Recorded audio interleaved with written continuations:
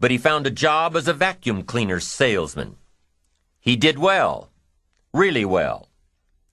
But the woman he loved didn't want to marry a vacuum cleaner salesman, and he really didn't want to be one, so he went to college, went on to medical school, prospered, really prospered, led a tremendously successful life as a radiologist, and is now retired, goes fishing, rides his Harley. Stories of success are all around us, everywhere. Take the time to talk to these people or read their stories. You might learn something. You might find out that they have already traveled the path you are now on. You know, when most of us think of Jesse Jackson, we think of the political Jesse Jackson.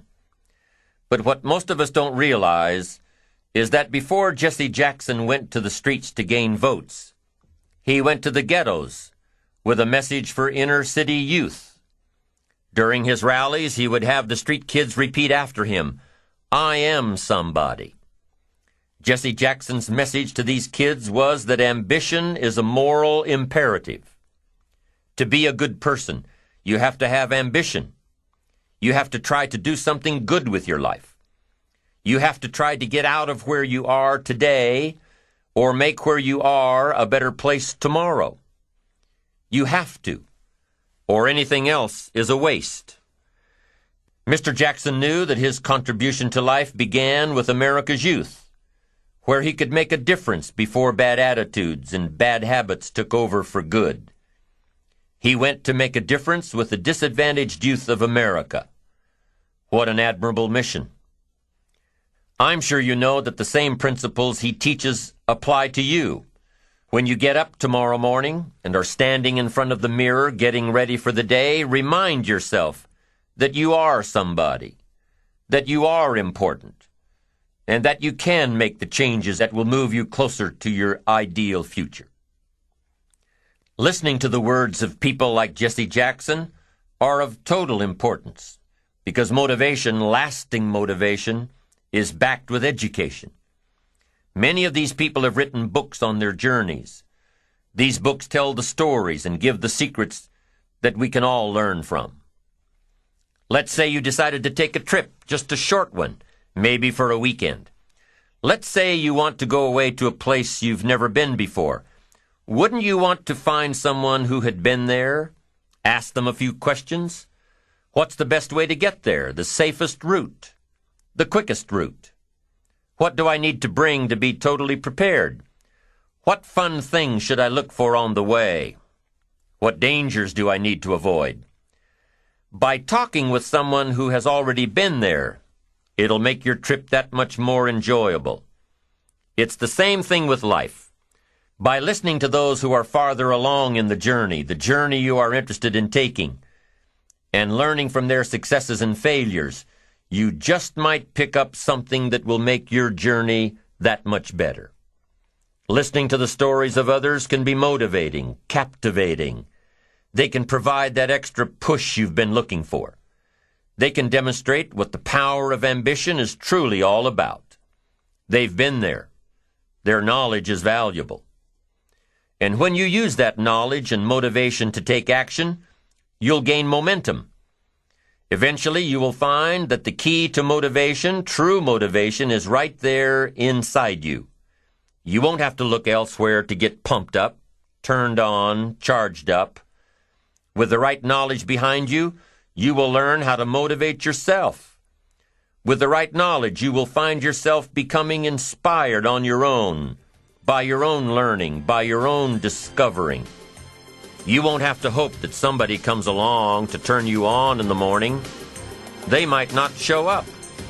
You'll find that your journey of pursuit is the best alarm clock in the world.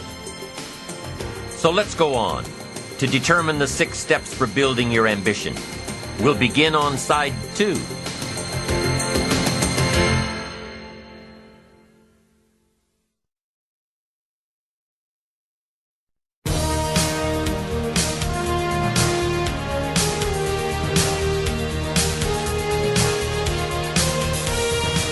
Joseph Epstein wrote a book called Ambition. In his book, Epstein defines ambition as the fuel of achievement. He says that everybody has a need for achievement, to do well, to get somewhere in life, to be better, to achieve. Achievement means moving forward, and in order to move forward, you must be motivated, inspired, ambitious. You must have dreams and goals that create ambition, good ambition, positive ambition. Now, ambition does not mean being greedy. It does not mean being selfish. It does not mean getting ahead at the expense of others. Ambition is not greed. Ambition is not avarice, an all-consuming desire for wealth. Ambition is not hoping you can win at the expense of others. Do you suppose Judas was ambitious? He ended up with 30 pieces of silver, a fortune in those days. Was Judas successful because he had all that money? No, Judas sold out. Was Judas happy when it was all over with? No. The money didn't make him happy. What he did to get the money certainly didn't make him happy. What Judas became in the pursuit of his fortune caused him to end his own life. What drove him was not ambition. Ambition is not greed. Ambition is an eager desire to achieve, an eager desire to get ahead in life, to do more for your family, to prosper in health, wealth, and relationships. Now, desire does not always translate into ambition. Desire is what you want for yourself: a bigger house, a better car, a fatter bank account, a better life. I desire to have these things. Ambition is how you get there. Desire is sometimes healthy. Desire is sometimes unhealthy. Desire might say, I want the tallest building in town. The destructive side of desire might urge you to tear all of the other buildings down. I guess that's one way to do it. You might get away with tearing down the first one and maybe the second one. But in your desire to tear them all down, sooner or later, some guy is going to be standing out in front of his building saying, I'm on to you. Get out of here. And pretty soon you're no longer known as a builder. You're known as a destroyer. Now, the second way to have the tallest building in town is to see it, dream it, and plan it, and put your team on it, work on it. Go through all of the steps to get there. Do it right. Have the ambition to be the owner of the tallest building in town, and go through all of the right steps to get there.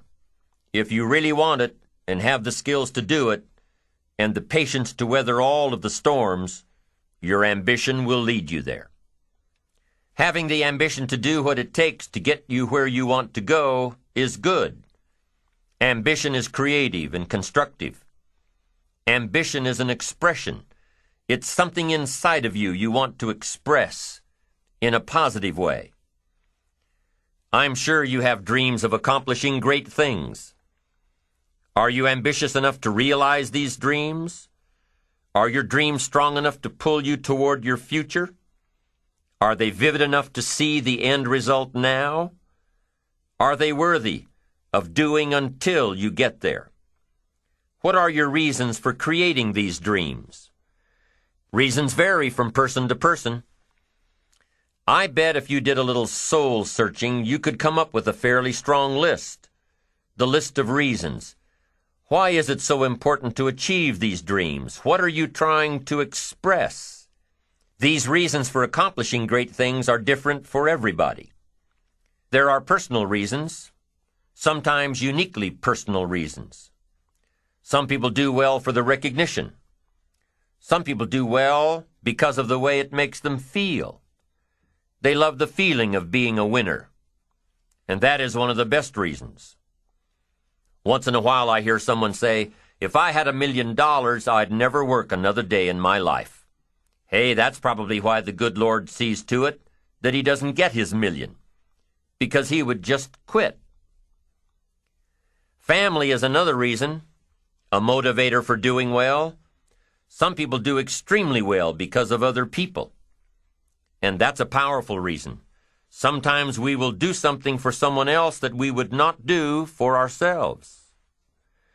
I know a lady who was getting back on track from financial disaster. Even though she didn't have much of anything left, her primary motivator was to keep her daughter in private school, an expensive one of the best in the country. Although her goal was to financially surpass where she was before her economic fall, her main reason to work all of those extra hours was to give her little girl the best possible education. As you can well imagine, wanting to do something for someone else led her to all sorts of other accomplishments as well. How fortunate are the people who find themselves greatly affected by someone else. It's powerful. What has you getting up early, hitting it hard all day, and staying up late? What has you inspired? What are your reasons for doing well? What's at the core of your quest? What is the power behind your ambition? Think about it. Jot it down. Do some soul searching. Define your reasons so they will work better for you.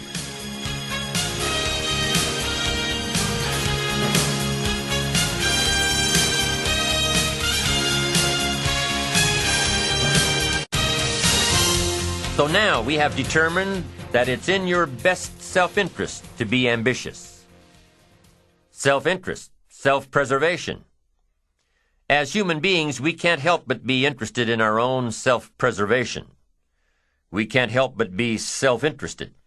It's one of the strongest urges we have. Interested in our preservation, interested in our development, interested in our success. There's certainly nothing wrong with self-interest, but here's the clue. Self-interest must be enlightened as to what truly serves us best. When I found out that self-interest was okay, that was a big relief to me. Now, we're not talking about selfish. We're talking about self-interest. Self-interest needs to be educated, enlightened. Self-interest is willing to be benefited by service to others, not at the expense of others. Self-interest at the expense of others starts to be greed, evil, hoping you go up as someone goes down, hoping to attain while someone else loses. I win, you lose. We call that the beginnings of evil, the dark side of our nature, wishing to benefit at the expense of others. Enlightened self-interest wishes to benefit at the service of others. A friend of mine tells this little story about a person she hears from about every 3 months or so. This guy calls to solicit money for food baskets for homeless families. She's happy to give her money to them. She was unfortunately homeless for a short period of time, and she knows the position these people are in. This group is legit. She checked them out. But after the second or third time this guy called, same guy, after the second or third time he called, she started talking to him about other stuff. Turns out this guy is broke, living in a hotel, looking for any construction job he can find. Any job at all. But what's unique about this guy is that he donates 2 or 3 hours a night, every night, to call people and get money to feed the homeless. Every night, from his hotel room. Now, most people would say this guy should use those hours every night to work a second job or a third job. But while he's way down on the ladder of success, he feels it's important to help those less fortunate than he is. He has a roof over his head. He makes enough to feed himself. And my friend says that every time she talks to this guy, every 2 or 3 months, he's doing better. He's digging himself out of debt. He's starting to save money. He thinks he'll be able to move into an apartment in another month or 2. Now, recently an interesting thing happened. My friend was talking with an associate of hers. She's single, lives in a big house, needs to find a handyman to help her out on a regular basis. someone who can build an addition onto her house. So my friend told her about this guy. The only reason this guy ended up being hired was that my friend's associate was touched by his dedication to service, while he, himself, was down and out. Service. Success at the service of others. Now, this guy isn't rich by any stretch, but through my friend's network, he now has constant work, doing things around several people's houses. And now he's in a place of his own. And guess what he does every night? He's still making phone calls to get money to feed the homeless. What great character this man has. Enlightened self-interest leads to wealth. Self-preservation leads to poverty. Somebody says, well, I can't be concerned about other people. I have to pay attention to myself. Well, then you'll always have to. Somebody says, I can't be concerned about other people's bills. I've got enough worries trying to pay my own. Well, then you'll have to worry about them for the rest of your life. The best way to get that monkey off your back is to turn your attention around. Once I understood some of this stuff, I'm telling you, it revolutionized my whole life. Now, self-interest is okay, yes, but here's what self-interest must be if you truly want to be happy. It must be enlightened. It says, don't keep your attention on yourself if you want your life to work out well. Turn your attention to others. In your own self-interest, be enlightened. Truly act in your own self-interest by making an investment in service to others. Next, if you wish to receive, now there's nothing wrong with wishing to receive. It's part of self-interest. But here's the enlightened part. If you wish to receive, you must give. Some people say, if you give, it's gone. No. Not if you're educated. If you're stupid, yes, it's gone. But if you're enlightened, chances are, if you give, you've invested. And what do we expect an investment to do? Return. Get back what you put out? No. We expect it to return multiplied. Bigger, greater, better. My father taught me way back, son, always do more than what you get paid for. Now, some individuals might argue with that. They'd say, no, you're going to mess up the whole program. I know they're wrong. In my own self-interest, I did what my father taught me, to always do more than I got paid for. Why? To make an investment in my future. Do more than you get paid for to make an investment in your future, and it's paid off for me. If you're wanting that big promotion, are you going to go up to your boss and say, just give it to me? I'll work harder if you just give me that promotion. No, it doesn't work that way. You've got to do more in your current position so that you get noticed, so you stand out from everybody else. So the boss says, hey, we've got this position opening up, and I think we should give it to Nancy. She does so much more than we expect. Just imagine what she'll do if we give her this promotion. You've got to do more than you're paid for. You've got to. It's an investment in your future. It's one thing to make a sale. I'm telling you, if you make a sale, you'll make a living. If you go beyond making the sale and serve people by keeping in touch, calling them before they call you, writing a thank you note, sales will lead to multiple sales. You can make a fortune if the customer is well taken care of. People who are well taken care of will open doors you can't get through by yourself. All of us have found ways to make a living. What got interesting for me early on was to figure out ways to make a fortune. You'd say, well, Mr. Rohn, how would I deserve to make a fortune? It's easy. Render fortunes of service. People will do things you cannot believe for people who give them good service. Here's one of the greatest gifts you can give anybody, the gift of attention. In return, they will do extraordinary things for your career, take you by the hand, and lead you to more people than you could meet by yourself. Always do more than you get paid for.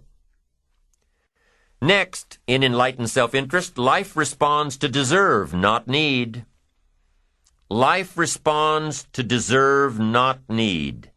Life was not designed to give us what we need. Life was designed to give us what we deserve. What we deserve.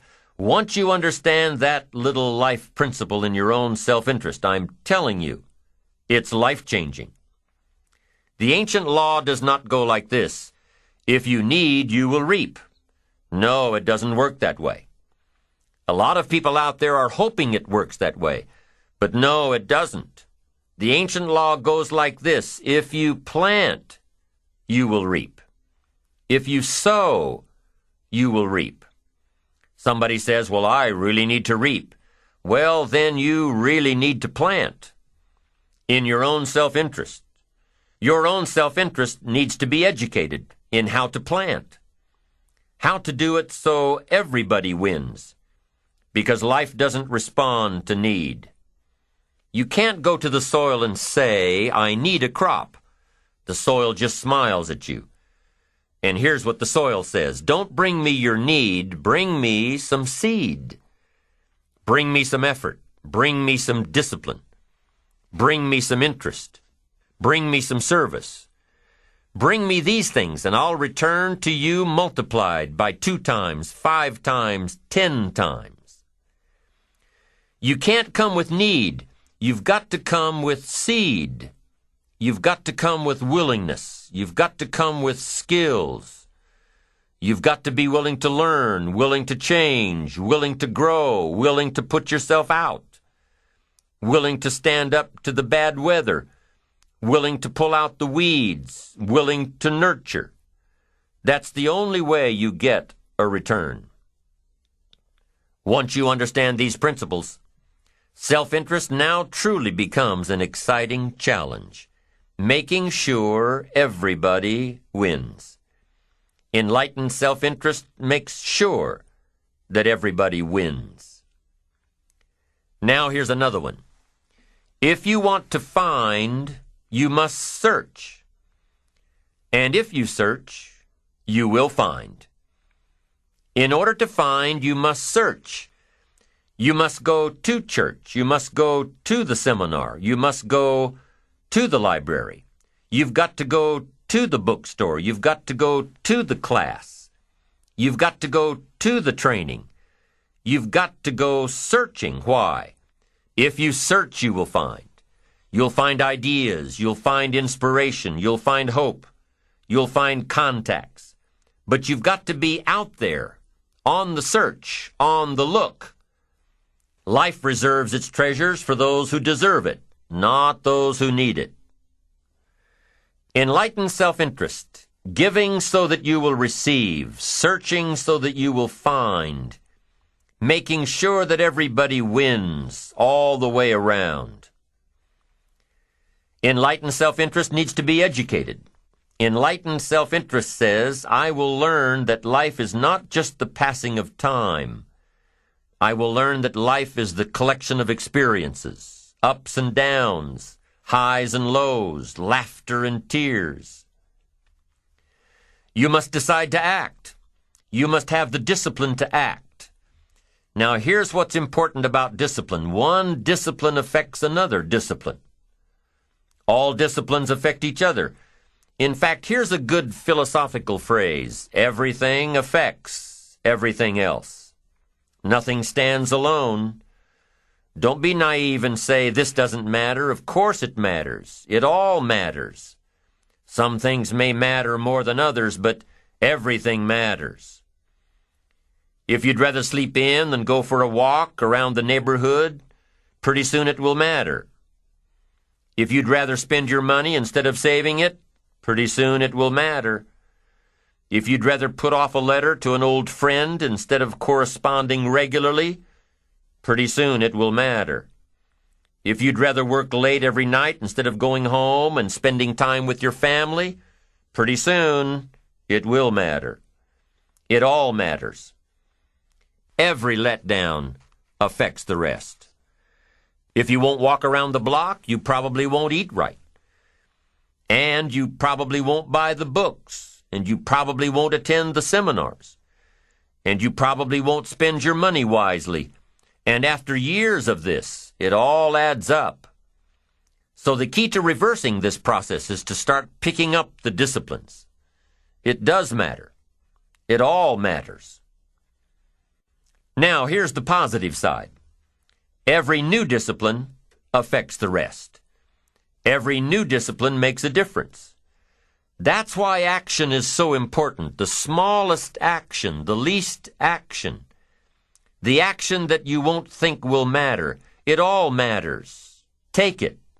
Because when you start accomplishing and the value starts to return, you'll find inspiration to do the next one and the next one and the next one.